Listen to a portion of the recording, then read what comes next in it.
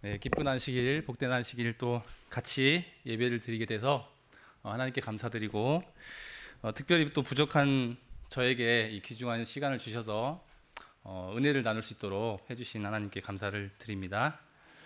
제가 참 부족한 사람이라서 떨리고 그랬었는데 우리 박경수 집사님께서 이렇게 또박또박 기도를 잘해주셔서 힘과 용기가 생겼습니다. 감사합니다. 네. 오늘 제가 여러분들과 같이 은혜를 나누고자 하는 주제는 찬미에서도 부르셨겠지만 천국에 대한 얘기를 같이 해보려고 합니다. 그래서 천국을 소망하며라는 주제로 제목을 한번 정해봤는데요. 먼저 제가 오늘 주제 말씀을 읽도록 하겠습니다. 모든 눈물을 그 눈에서 닦아주시니 다시는 사망이 없고 애통하는 것이나 곡하는 것이나 아픈 것이 다시 있지 아니하리니 처음 것들이 다 지나갔음이로라. 아멘. 예. 공교롭게도 이 말씀이 지난주에 저희 교과 공부 기억절 말씀과 같은 일치하는 말씀이었습니다. 오늘도 뉴스를 통해서 보신 분들은 보셨겠지만 또 부산에서 안타까운 사고 현장에서 안타까운 사고가 나가지고 또 많은 희생자들이 발생했다는 그런 소식을 접하게 되었습니다. 그래서 여기 빨간색으로 밑줄 친 부분, 사망, 또 애통하는 것, 곡하는 것, 이러한 것들, 아픈 것들이 다 성경에서는 처음 것들이라고 하나님께서 말씀하고 계십니다. 그래서 우리가 이 세상에서 살면서 경험하는 것들이 이러한 것들이고, 대신 우리가 영원한 하늘나라에 가게 되면 이러한 것들은 더 이상 이제 우리를 괴롭히지 못한다는 말씀입니다. 제가 이 천국이란 주제로 말씀을 하게 된 동기가 두 가지가 있는데요. 첫 번째는 요한복음 3장에 있는 예수님께서 니고데모에게 하신 말씀이 저의 마음을 번민하게 했기 때문입니다. 예수께서 대답하여 이르시되 진실로 진실로 내게 이르노니 사람이 거듭나지 아니하면 하나님의 나라를 볼 수 없느니라. 또 5절 말씀에는요, 사람이 물과 성령으로 나지 아니하면 하나님의 나라에 들어갈 수 없느니라. 이 두 말씀이 저의 마음을 번민케 했습니다. 제가 생각해 봤습니다. 이 말씀에 따라서 그러면 과연 내가 하나님의 나라를 봤을까? 내가 하나님의 나라에 들어갈 수 있을까? 이런 생각을 오래전에 갖게 되었습니다. 사실 이 말씀을 깨닫기 전만 하더라도 제가 교회 다닌 지는 꽤 됐던 것 같은데 하나님의 나라를 한 번도 본 적이 없었던 것 같습니다. 그 말은 즉 제가 한 번도 거듭남을 경험하지 못했다는 말씀이겠죠. 또 두 번째 이유는 제가 우리 아이들에게 가장 강조하는 게 있는데 첫째도 무엇, 둘째도 무엇입니다. 혹시 정답을 아시는 분 계실까요? 제가 아이들한테 계속 가장 강조하는 게 있습니다. 제가 신앙을 하고 나서 그 이후에. 네, 맞습니다. 제가 예수님을 믿은 이후에는 우리 아이들한테 항상 첫째도 신앙, 둘째도 신앙. 우리 김신옥 집사님께서 말씀하신 첫째도 예수님, 둘째도 예수님을 강조하게 되었습니다. 저도 그전에는 첫째도 공부, 둘째는 뭐 부모님 말씀 잘 듣는 거 이렇게 했었는데 예수를 믿고 나서는 무조건 신앙을 강조하게 됐습니다. 그래서 저희는 제가 금요일만 되면 이제 예배 끝나고 집에 가서 아이들과 같이 하는 일 중에서 온 가족이 모여가지고 이제 예언의 신에 대한 그 글을 읽고 지금까지 정노의 계단, 그다음에 산상보훈, 그다음에 정노의 계단, 천연계에 숨겨진 진리, 구원의 이야기, 살아남는 길, 그다음에 최근에 이제 각시대 대쟁투를 애들과 같이 이렇게 읽고 있습니다. 그래서 이 모습은 다 이제 읽고 나서 같이 기도하는 모습입니다. 단체로 기도하는 모습. 그래서 이렇게 정말 훈련을 시키고 또 이 세상을 살아갈 때에 우리 아이들이 무엇보다도 주님을 의지하면서 살게 하기 위해서 제가 이렇게 무던히 노력하고 있는데도 불구하고 어느 날 제가 우리 아이들한테 물어봤어요. 너희들 혹시 하나님의 나라를 본 적 있니? 했더니 아이들이 뭐라고 말했을까요? 잘 모르겠는데요. 셋 다. 막내는 이제 덜 좀 어리기 때문에 그렇다지만 큰애도 무려 대학생인데 모태신앙은 아니지만 신앙을 한 그래도 엄마 아빠 따라서 한 10몇 년을 쭉 해왔는데도 불구하고 하나님의 나라 잘 모르겠어요. 이렇게 대답을 하는 것입니다. 제가 그때 이제 마음의 어떤 그 충격을 받았습니다. 그래서 저뿐만 아니라 우리 아이들에게도 이걸 분명히 가르쳐줘야겠다, 그런 생각에서 말씀을 준비하게 됐습니다. 로마서 12장 2절 말씀에 보면 오직 마음을 새롭게 함으로 변화를 받는 것, 또 고린도후서 5장 17절 보면 새로운 피조물, 새 것이 되었다. 이 말씀을 곧 아까 요한복음 3장 3절에 있는 말씀과 같이 연결해서 봤을 때 이게 곧 거듭난 경험이라는 것입니다. 새로 태어난다는 뜻이겠죠. 그건 이제 우리의 몸뿐만 아니라 마음도 같이 새로 태어난다는 말씀일 텐데요. 저는 제가 성경을 연구하다가 제 이야기가 성경책에 써 있는 것을 제가 발견하게 됐습니다. 혹시 여러분들 이야기가 성경에 나오던가요? 저는 누가복음 15장에 있는 잃어버린 탕자의 이야기와 또 마태복음 20장 1절부터 16절에 있는 포도원의 11시의 일꾼 이야기가 바로 제 이야기라는 걸 제가 깨닫게 되었습니다. 실질적으로 제가 하나님 그때 무등교회에 1997년도에 한 1년 정도 다니다가 바로 이제 그 이듬해 군대 가가지고 이제 제가 안식일 분제로 투쟁하다가 이른 양이 되어버렸거든요. 그래서 한 20년 동안을 20대 때 초반에 이른 양이 되어서 약 20년 동안을 이제 하나님을 떠나서 살았었죠. 세상에서 정말 방탕하게 살았습니다. 그런데도 불구하고 또 하나님께서는 은혜롭게 저를 또 다시 불러주셨고 결국에는 또 오늘 이 무등교회에 저를 또 불러주셨습니다.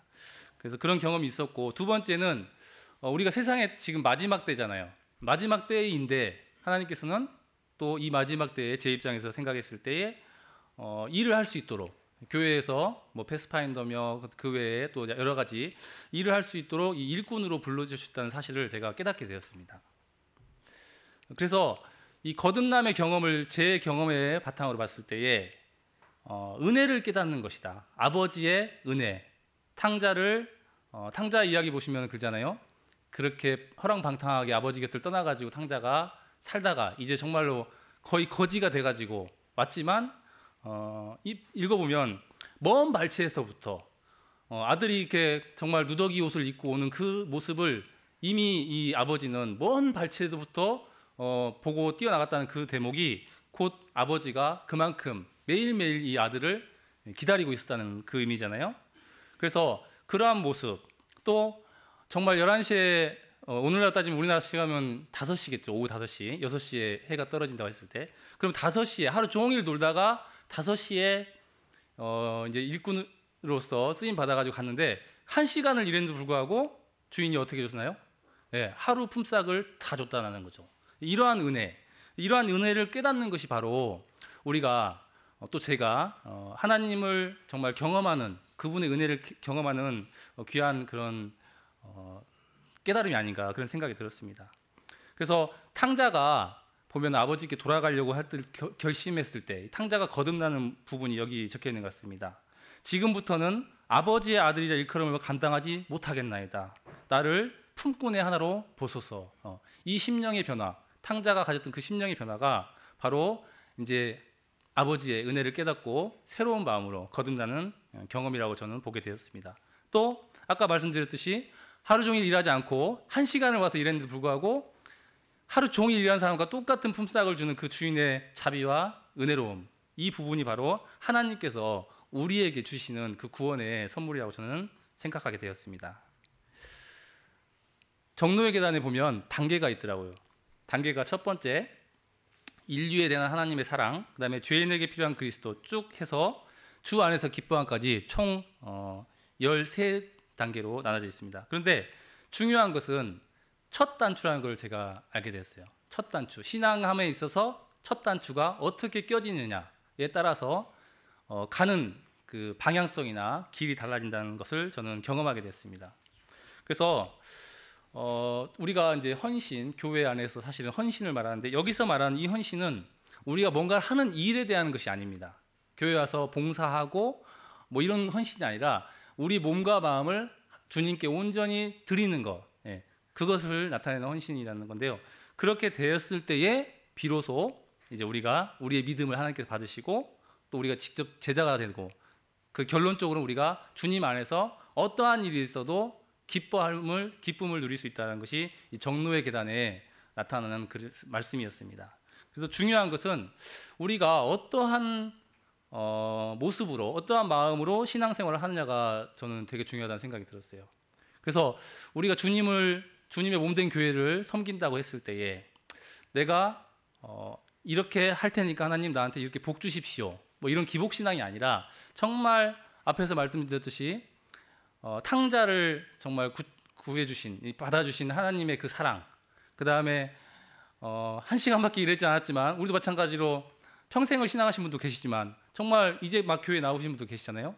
이런 분들도 똑같이 하나님께서는 구원해 주시고 천국으로 초대를 해 주신다는 거죠.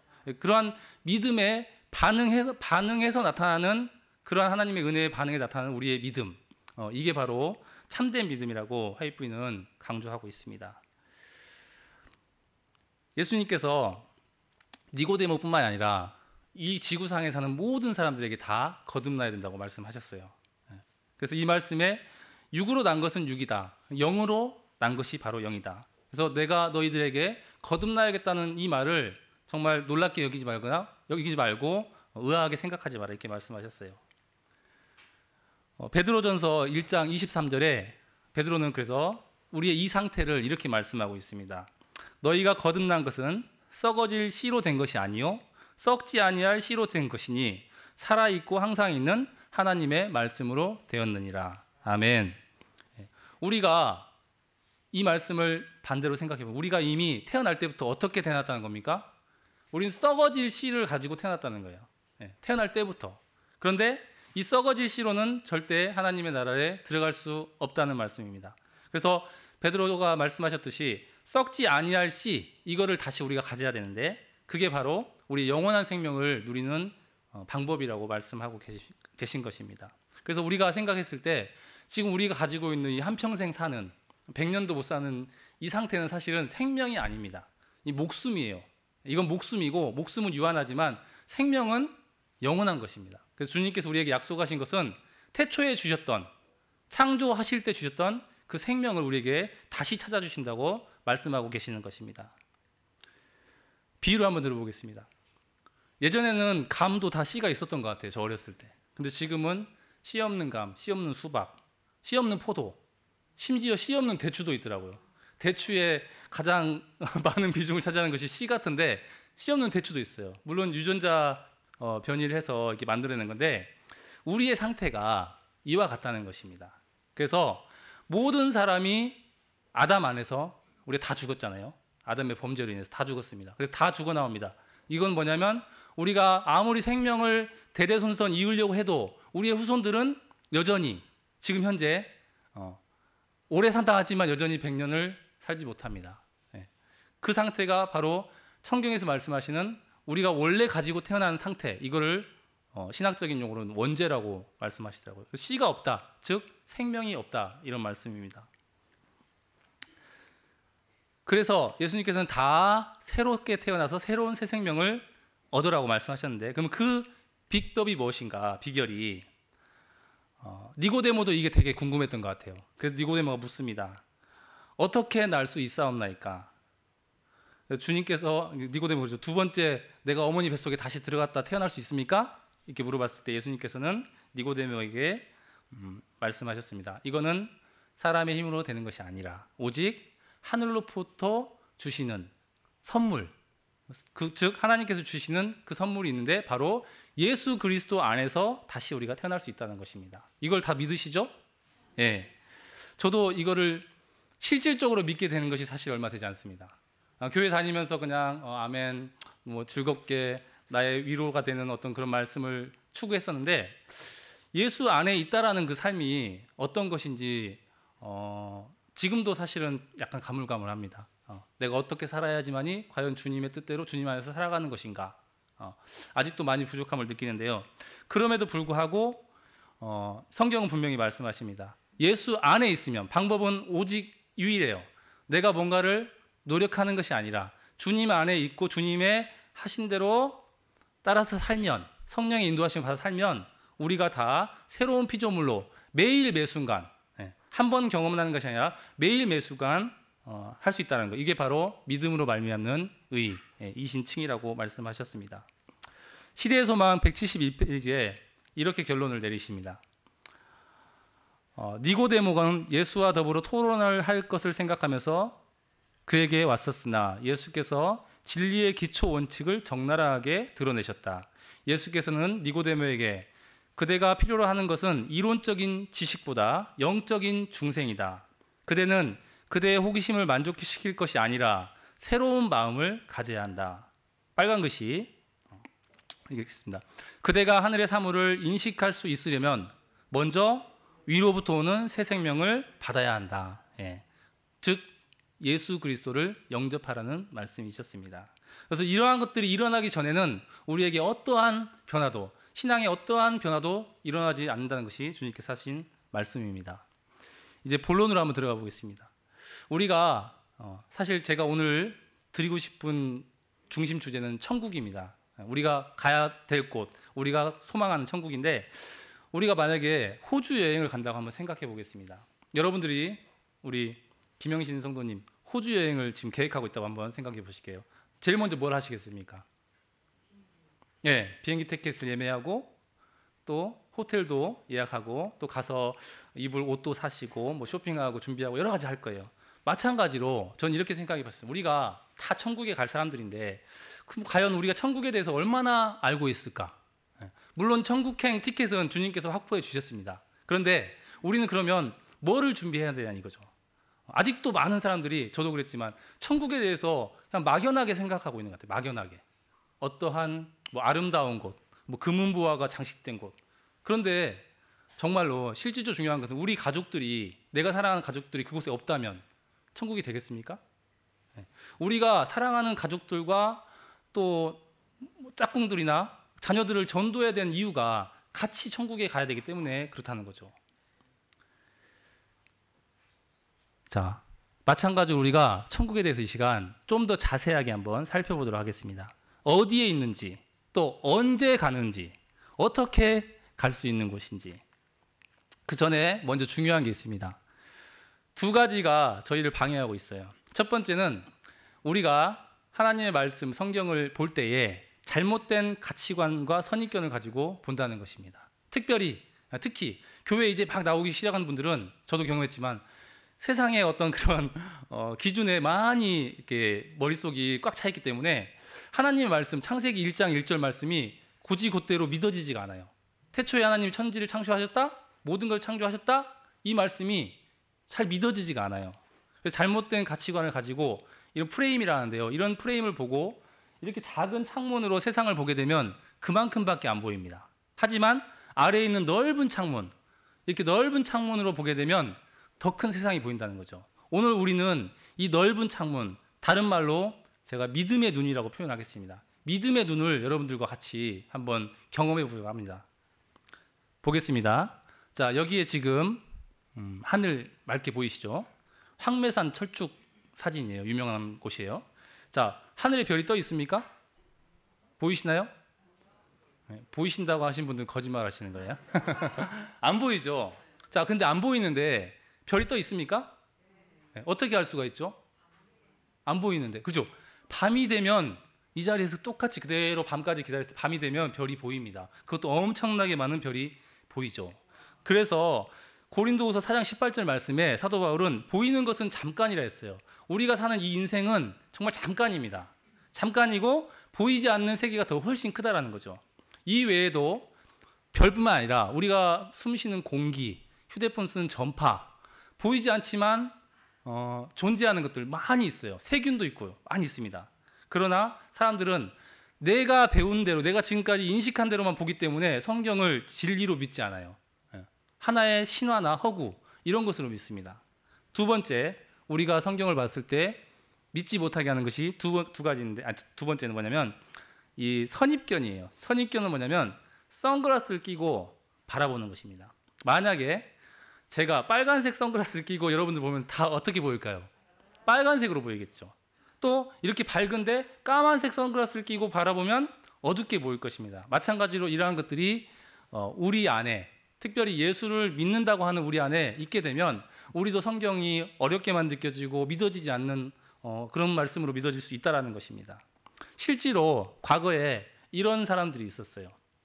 자, 첫 번째는 이따가 뒤에서 다루겠지만 영혼 불멸 사상이에요. 성경에 나타난 가장 큰 오류 중에 하나인 지금까지 전해져 오는 태초 그 타락 이후부터 영혼 불멸이, 영혼은 죽지 않는다, 이런 사상이고요. 두 번째는 과거에 천주교에서 이 천동설을 주장했습니다. 천동설 뭐냐면 지구를 중심으로 모든 태양과 행성과 달이 공전한다, 이런 주장이었죠. 그걸 믿었어요, 진리로. 그런데 나중에 코페르니쿠스가 또 갈릴레오가 이것은 참이 아니다, 지구가 태양을 중심으로 돌고 있고 모든 행성들도 태양을 중심으로 돌고 있다는 것을 밝혀냈어요. 그런데 과거에 우리 이야기 아시겠지만 천주교에서는 이거를 인정하지 말라고 이렇게 핍박을 했었죠. 그래서 유명한 일화가 있지 않습니까? 갈릴레오가 나오면서 그래도 지구는 돈다, 이런 말을 했다 하잖아요. 마찬가지로 이게 진리인데 사람들은 마치 천동설이 진리인 것처럼 믿고 따를 때가 있었다는 것입니다. 특히 이 영혼 불멸 사상은 제가 뒤에 가서 다시 한번 말씀드릴게요. 그래서 결론은 뭐냐면 절대 다수가 믿고 따른다고 해가지고 그게 결코 진리가 될 수 없다라는 말씀입니다. 자, 하나님의 나라에 대해서 여러분들이 다 알고 계시겠지만 한번 퀴즈를 한번 내보겠습니다. 자, 하나님의 나라를 네 글자로 하면 어떻게 말할 수 있을까요? 네, 쉽게 생각하십시오. 어려운 거 아닙니다. 하나님의 나라. 네, 하늘나라. 자, 어려웠나요? 자, 그럼 두 글자로 하면 어떻게 될까요? 네, 맞습니다. 두 글자. 자, 그러면 좀 더 난이도를 높여서 세 글자로 하면 어떻게 될까요? 세 글자. 아까 우리가 이전에 불렀던 찬미가의 정답이 나옵니다. 네, 맞습니다. 하늘집입니다. 우리 하늘집. 네. 그래서 이 시간에는 제가 여러분들에게 특별히 아주 귀한 특별한 여행을 준비했는데요. 한번 보시면서 눈으로 보는 여행입니다. 눈으로 관람하는 여행인데 보시면서 하나님의 나라와 현재 우리의 위치를 한번 확인해 보는 그런 시간이 됐으면 좋겠습니다. 자, 한번 보겠습니다. Since the universe is a big place, we could easily get lost. So we'll need signposts to give us a sense of scale. The acrobat's ring is 1 meter wide. The crowd is 10 times wider, 10 meters across, larger by 1 power of 10. Now, with every step, every ring, we travel 10 times farther from Venice, and our view of the universe is 10 times wider.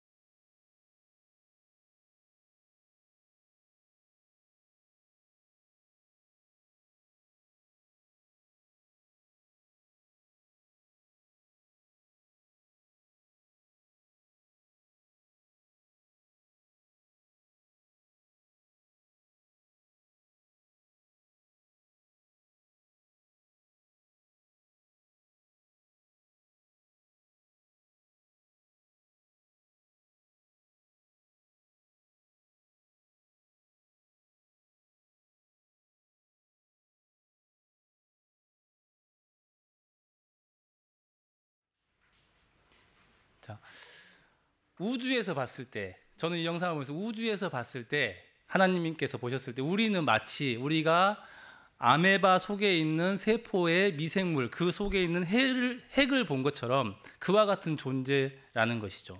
그래서 정말 표현하기는 이렇게 크게 표현했지만 지구는 우주에서 정말 점도 안 됩니다. 점도. 예. 그런데 그래서 이 찬미가 115장에 보면 하나님께서 우리를 창조하시러 구원하시러 오셨는데 그 크신 하나님의 사랑 말로 다 형용 못하리. 저 높고 높은 별을 넘어 이 낮고 낮은 땅 위에. 예. 이 찬미가가 가사가 그냥 쓰여진 것이 아니라는 사실이죠. 예. 예수님께서 우리가 그와 같은 존재인데도 불구하고 구하러 이 땅에 오셨다는 거. 이 엄청난 놀라운 사실 아닙니까? 예. 근데 이러한 것들이 정상적인 그리스도인들은 믿게 되어 있는데 잘 믿지 못하는 것이 또 있습니다. 아까 앞에서도 영혼 불멸을 말씀드렸잖아요. 자, 제가 초등학교 5학년 때부터 교회를 다니기 시작했는데요. 시골에 있는 장로교회를 출석을 했었습니다. 그런데 거기서는 이렇게 가르쳤어요. 지금도 물론 뭐 지하철역이나 사람들이 많이 모이는 곳에 이런 피켓을 들고 전도하시는 분들이 계십니다. 예수 천국 불신 지옥, 손이나 이마에 666 짐승의 표 받으면 천국 지옥 간다. 예, 그리고 심지어 돈에다가도 막 이렇게 전도한다고 이렇게 써붙였는데 제가 이제 그때는 몰랐어요. 그리고 그때는 666을 뭐라고 가르쳤냐면 바코드라고 가르쳤습니다. 근데 지금은 뭐라고 하냐면 베리칩이라고 가르쳐요. 예. 우리 재림교회에서는 그렇게 가르치지 않죠. 뭐라고 하죠? 우리 재림교회에서는 짐승의 표는 안식일이냐 일요일이냐, 짐승이 만들어 놓은 일요일이냐, 아니면 하나님께서 지키라고 하신 안식일이냐, 이렇게 가르치잖아요. 이게 성경적인 거잖아요. 그런데 그렇게 가르쳤습니다. 그래서 베리칩을 만약에 그럼 오른손에 안 받고 왼손에 받으면, 네, 이마에 받지 않고 뒤통수에 받으면 이런 문제가 생기잖아요. 자, 그런데 예수 믿으면 천국 간다, 믿지 않으면 지옥 불에 떨어진다, 이거는 진리입니다. 성경에서 말씀하시는. 그런데 이분들이 주장하는 대로 하면은 이제 오류가 생기게 돼요. 의문점이. 자, 지금 현재 유튜브 보면 막 이렇게 해가지고 지옥불에서 막 고통받고 있고 무시무시한 곳에서 떨어져가지고 뭐 그런 걸 자기가 경험했다는 둥, 아니면은 자기가 직접 지옥에 갔다가 왔다는 둥, 막 이런 주장을 하는 사람들이 있어요. 지옥이 가면은 멸망당한 곳이 아니라 갔다가 다시 또 돌아올 수 있는 곳인가 봐요. 네. 그런데 이러한 것들, 이게 과연 성경적인가? 두 가지가 제가 물어보겠습니다. 자, 이러한 메시지를 들었을 때에 여러분들은 하나님은 사랑이시다라고 생각이 드십니까? 아니면 하나님은 정말 너무너무 무섭고 혹독하고 이런 분이시다. 우리 정희선 성도님 어떤 생각이 드신가요? 네, 무시무시한 지옥. 예, 우리 준영이도 잘 대답했는데, 이러한 메시지를 믿게 되면, 따르게 되면 하나님은 우리에게 더 이상 사랑의 하나님으로 다가오지가 않습니다. 성경에 대한 왜곡이고 성경을 잘못, 하나님을 품성을 잘못 나타내는 사탄의 계략입니다. 제가 이제 각시대 대쟁투 121페이지에서 읽다가 이런 문구를 발견했어요. 위대한 종교개혁자 마틴 루터도 처음에 수도원에서 이런 생각을 했던 것 같습니다. 당시에 일반적으로 가지고 있었던 음침하고 미신적인 종교관념 때문에 그의 마음은 두려움으로 차 있었다. 그는 슬픔으로 밤을 지새고 암담한 장래에 대하여 공포를 느꼈다. 두려운 거죠. 이제 혹시 내가 지옥 갈까 봐.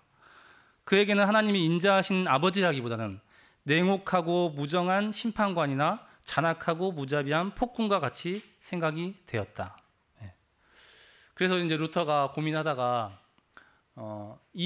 그 천주교에서 가르치는, 수도원에 가르치는 그 가르침에 따라 가지고 무릎으로 골고다의 계단을 오르면서 억지로 고행을 하고, 그러다가 지금 이제 복음을 깨닫게 되잖아요. 오직 의인은 이런 것이 아니라, 이런 행위로 하는 게 아니라 믿음으로 말미암아 살리라. 그 말씀을 이제 깨닫게 되었던 것이죠.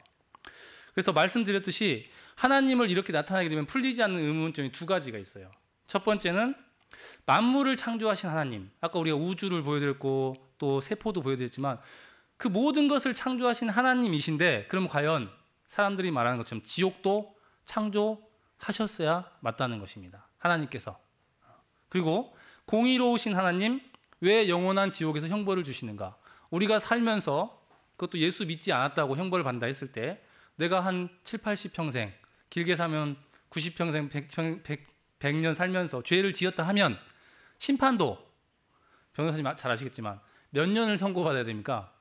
100년 동안 죄를 지었으면 100년을 선고받아야 공평하잖아요. 그런데 영원히 선고를 주신다? 뭐가 좀 이상하잖아요. 이런 딜레마에 빠지게 됩니다. 이건 다 성경적이지 않은 거짓입니다. 제가 그리고 느꼈던 게 있어요. 자, 그러면 천국과 지옥이 이렇게 이원론적으로 돼 있다면 과연 우리가 살고 있는 이 지구는 뭐냐는 거죠. 지구는 연옥입니까? 네. 지구는 뭐예요, 그러면? 네. 자, 저도 제가 이 부분에서 사실은 궁금증에서 연구하다가 이제 깨닫게 되었던 것 같아요. 자, 지구가 과연 무엇인가? 이 사람들이 말하는 대로 천국과 지옥이 그렇게 존재한다면 사전을 찾아봤는데 사전에도 천국은 하늘에 있는 나라라고 표현되어 있고 지옥은 땅 지자에 감옥 옥자를 써가지고 땅에 있는 감옥이라고 표현하고 있습니다. 어찌 보면 성경을 풀어서 잘못 왜곡하는 사람들보다 사전이 더 정확한 것 같아요. 사전이.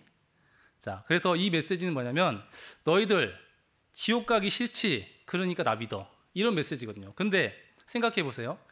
예수님께서는 이 땅에 오셨을 때도 그랬지만 한 번도 우리에게 자신을 믿으라고 강요하지 않으셨어요. 초대하시고 초청해 주시고 언제나 자비롭고 온유하게 우리를 불러주셨지 너 나 안 믿어? 협박하시거나 그렇게 하지 않으셨다는 것입니다. 그런데 많은 사람들이 특히 복음을 전파한다고는 많은 사람들이 잘못된 방법, 제가 지난번에 한번 말씀드렸지만 과거에 십자군 군대를 일으켜가지고 예수 믿는 사람 죽였어요. 자기하고 신앙이 다르다고. 옳지 않다라는 거죠. 그래서 그런 모습을 마치 이스라엘 백성이 아말렉 족속을 토벌하는 것과 같은 똑같은 이론상으로 놓고 해석을 합니다. 어이없죠. 이게 바로 하나님의 성경과 일치하지 않는다는 것입니다. 두 번째, 왜 또 그럼 사람들이 이렇게 속아 넘어갔는가? 앞에 영혼 불멸 나왔었는데 제 친구가 제가 가장 친한 친구, 제가 정말 전도하고 싶은 친구였는데 모태신앙이에요. 장로교. 지금은 교회 다니지 않습니다. 왜 그러냐면 이것 때문에 이제 딜레마에 빠진 거예요. 믿어지지 않는다는 거죠. 하늘나라에 아버지가 몇 년 전에 돌아가셨는데 자기 아버님이 교회 장로님이셨어요. 장로교회. 평생을 섬기셨어요. 교회를. 그런데 아버지가 생전에 자기가 봤을 때 교회 다니지만 어떤 보기에 좀 뭐 그런 행동을 하셨던 것 같아요. 그러니까 본인이 생각했을 때 우리 아버지가 지옥 갔으면 어떨까 이렇게 걱정이 된다 이거예요. 예. 그래서 하늘나라는 죽은 후에 영혼들이 가는 곳이다. 영혼 불멸을 믿기 때문에 이러한 결과가 나오는 것이죠. 제가 묻겠습니다. 여러분, 하늘나라는 죽어가지고 우리 영혼이 가는 곳입니까? 아니면 우리가 부활해서 가는 것입니까? 네. 그런데요, 우리는 그걸 믿잖아요. 그런데 많은 개신교의 많은 종파들이 그렇게 믿지 않아요. 죽어서 영혼이 간다고 생각하셨습니다. 그래서 사람이 죽었을 때 그 영혼과 육체가 분리돼 가지고 그 영혼이 떠가지고 하늘로 올라가서 그걸 갖다 하는 게 뭐냐면 소위 말하는 소천입니다. 소천하셨을 것이다. 소천했다도 아니에요. 확신하지 못해요. 소천하셨을 것입니다. 좋은 데로 가셨을 것입니다라고만 위로한다라는 거죠. 하지만 우리는 어떻게 합니까? 우리는 죽었지만 다시 영광스러운 부활을 할 것입니다. 이렇게 믿는 거지 않습니까? 네. 거기에서 우리 재림교회가 가르치는 가르침과 일반 개신교에서 가르치는 가르침이 완전히 180도 결과가 다르다고 할 수 있는 것입니다. 심지어 성경에 보니까 예수님의 제자들도 그러한 사상을 갖고 있었던 것 같아요. 보겠습니다. 누가복음 24장 36절 43절. 이 말을 할 때에 예수께서 친히 그 가운데서 서서 가라사대 너희에게 평강이 있을지어다 하시니 저희가 놀라고 무서워하여 그 보는 것을 영으로 생각하는지라. 어떻게 생각했다는 거예요? 귀신으로 봤다는 거예요. 예수님이 부활하신 게 아니라 영으로 나타났다는 것이다. 예수께서 가라사대 어찌하여 두려워하며 어찌하여 마음에 의심이 일어나느냐. 내 손과 발을 보고 나인 줄 알라. 또 나를 만져보라. 영은 살과 뼈가 없으되 너희 보는 바와 같이 나는 있느니라. 이 말씀을 하시고 손과 발을 보이시나 저희가 너무 기쁨으로 오히려 어떻게 했다고요? 네, 믿어지지가 않았어요. 믿지 못하고 기이 여길 때에 예수 이르시되 여기 무슨 먹을 것이 있느냐 하면서 예수님께서 직접 이제 음식을 드시는 모습까지 보여주신 거예요. 그런데 이 장면만 보더라도 성경을 이렇게 읽다 보면은 우리가 분명히 영으로 하는 것이 아니라 예수님께서 우리의 첫 열매가 되셨다고 하잖아요. 그러면 우리도 똑같이 그분 오실 때에 우리도 이제 썩지 않고 죽지 않을 몸으로 부활해서 간다고 믿는 것이 맞지 않습니까? 그런데 사람들이 저도 마찬가지지만 다 두려워해요. 죽는 것을 두려워한단 말입니다. 왜 두려워합니까? 죽으면 이제 끝났다고 생각하기 때문에, 끝이라고 생각하기 때문에 두려운 거예요. 하지만 죽은 다음에도 분명히 주님께서 내 이름을 불러주실 것이며 나를 다시 영생의 몸으로 이렇게 일으켜 세워주실 거를 믿으면 죽음이 그렇게 두려운 일만은 아니라는 것입니다. 화이트분이 써놓은 영감의 글입니다. 그리스도께서 눈에 보이도록 승천하셨기 때문에 하늘에 대한 그들의 생각이나 시각이 완전히 바뀌었다. 그들은 그 전에 하늘을 생각할 때에 그곳은 무한한 공간이요, 형체가 없는 영들이 거하는 곳이라고 생각했다. 혹시 여러분들도 오늘 이 시간까지 이렇게 생각해 보신 적 있으십니까? 이런 생각 가지고 가셨던 분들? 정말 우리에게 천국은 현실적으로 다가오는 것인데 이렇게 막연한 곳으로 생각하고 믿고 있다는 것이에요. 그러나 이제 하늘은 더 이 세상의 어떤 것보다 그들이 더 사랑하고 존경하는 예수님과 관련되어 있는 곳이었다. 하늘을 그들의 미래의 본향이 되는 것으로 바라보았고 그들의 구속주께서 그곳에 그들의 집을 준비하고 계심을 믿게 되었다. 제자들도 예수님께서 실제적으로 부활하셔서 하늘에 승천하시는 모습을 보고 나서 이제 믿게 되었다는 거예요.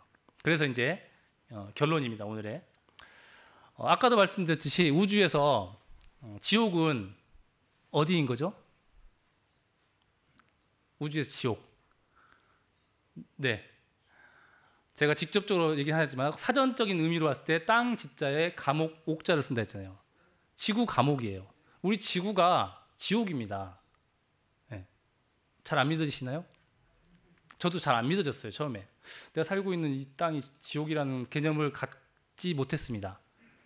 왜냐하면 천국과 지옥을 이원론적으로만 생각했기 때문에. 그런데 우리 대쟁투의 관점을 봤을 때에 원래 이 지구가 천국이었잖아요. 온 우주에서 반역이 있기 전까지, 사탄이 반역이 일어나가지고 땅에 쫓겨가지고 이 땅에 와서 아담과 하와를 유혹해서 타락시키기 전까지는 이 지구도 천국이었습니다. 그래서 창세기 1장, 2장은 천국이에요. 성경을 보면 창세기 3장부터 요한계시록 20장까지는 지옥입니다. 나머지 요한계시록 21장과 22장은 새 하늘과 새 땅이 회복되는 다시 또 천국이 되는 거예요. 그게 바로 성경에서 말씀하시는 천국과 지옥의 개념이라는 거죠. 그래서 우리가 살고 있는 이 땅이 바로 지옥이라는 거. 예수님의 제자들도 이 부분에 대해서 깨닫기 전에는 상태가 다 이랬습니다. 베드로는 예수님이 잡혀가시는 모습을 보면서 자기도 끌려가서 어떨까봐 생명이 아니라 목숨이 위태로울까봐, 빼앗길까봐 주님을 3번이나 부인했어요.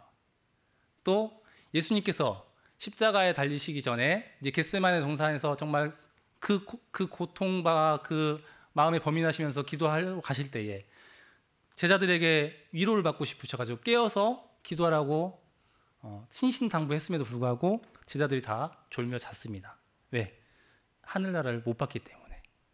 또 3년 반 동이나 이게 따라다니면서 주님께서 이적을 행하실 때에 제자들은 그때까지만 하더라도 이분은 메시아이시다. 다만 이 땅을, 우리 유대 민족을 새롭게 로마의 속박에서 벗겨주실 그러한 메시아시다. 이렇게 믿었기 때문에 예수님께서 십자가에 못 박혀서 돌아가셨을 때 다 도망갔습니다. 그때까지만 하더라도 하늘나라를 보지 못했어요. 그런데 이들이 어떻게 그들의 삶의 마지막을 보면 나와 있는데 어떻게 이렇게 연약한 믿음을 가지고 있던 제자들이 다 순교자가 되었을까? 저는 신앙하면서 제가 새롭게 깨달은 게 그거였어요. 주님을 믿으면, 예수 믿으면 복받고 잘 산다는 말을 저는 오해했었습니다. 세상적인 가치관으로 제자들이 유대 민족을 자기들을 해방시켜줄 그 메시아로 믿었듯이 이 세상에서 예수 믿으면 내가 가난한 데 살다가 부자가 되고 우리 아들이 공부 잘해가지고 좋은 대학교 가고 좋은 직업을 갖고 뭐 이런 것들을 예수 믿는 축복으로 그렇게 이해하고 믿었었어요. 그런데 이 제자들의 삶을 보면서 하나같이 다 끝이 어땠어요? 세상의 관점을 봤을 때는 다 비극적입니다. 세상의 관점. 하지만 이들이 이렇게 할 수밖에 없었던 그 믿음이 뭐냐면 바로 하늘나라를 보았기 때문입니다. 그래서 주님께서 말씀하신 그 말씀, 꼭 장례식장에서만 해당되는 내용이 아닙니다. 나는 부활이요 생명이니 나를 믿는 자는 죽어도 살겠고 무릇 살아서 나를 믿는 자는 영원히 죽지 않을 것이라고 말씀을 해주셨습니다. 그래서 우리가 이걸 믿으면 우리는 죽어도 다시 산다는 말씀이신 거죠.